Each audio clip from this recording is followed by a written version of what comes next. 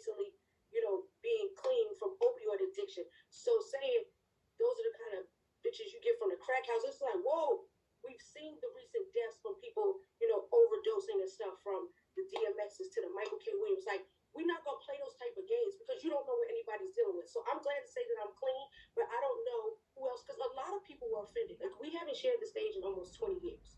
So that right there was monumental, and it was like really great for me just because everybody saw what I've been through. So I didn't watch the verses at first. But when I went in the back, the first text message that I received was from my daughter, my oldest daughter. She's 19. And she kept on saying, yo, he's talking too much.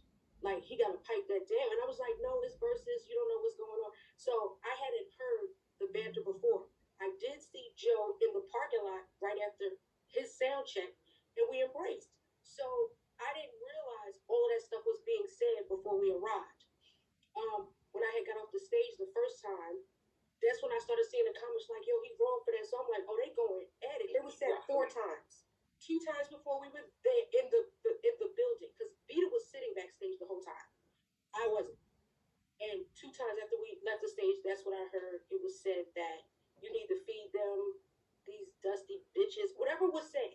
Like, I don't even want to repeat it because it was so violent. I think it was just like really disappointing and disheartening, because I was there to support both, not only the verses but the artists, because this is nostalgic. This is when we get to relive our early 2000s. Like, yo, our song "Put It On Me" was retired from 106 in Park. That's how many times we were number 1.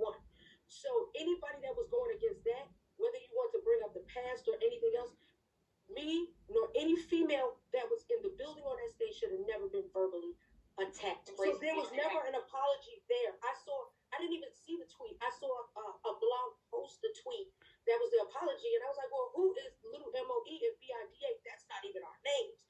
So I was like, maybe, I never got a formal apology or anyone that anybody is speaking of, and for anybody to join in, it was just like, you can't tell me how I'm supposed to feel.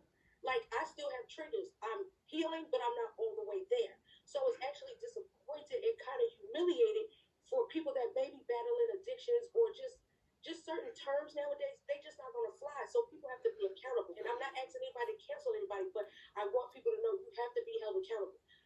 I've been held accountable for things that I've said, and I know I was wrong. And I was just like, no, like, Mo, in order to move forward, you have to make good by what you did wrong. So it's just like, you can't text or tweet an apology if you're offended in public.